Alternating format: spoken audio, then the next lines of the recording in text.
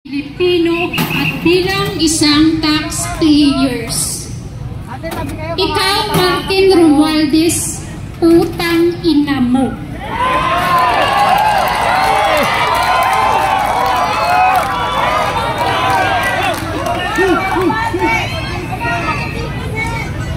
Martin Romualdez, ang kapal-kapal ng mukha mong nakawin ang pera naming mga Pilipino.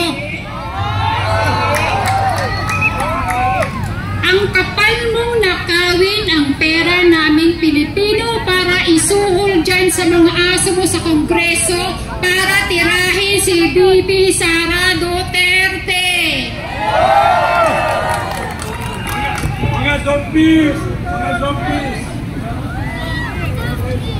Tang-ina ka, yung tax namin, sinusuhol mo dyan sa mga congressman na binubuhay sa kanilang mga daos na kabit na mga artista.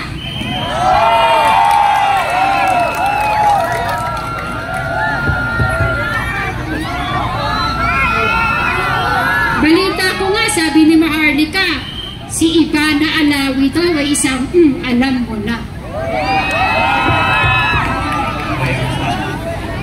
Pati daw yung Yasi Pressman, yung taga-Kamsur, putang ina. Okay, tapos na po ako para sa mga working class. Sana naintindihan ninyo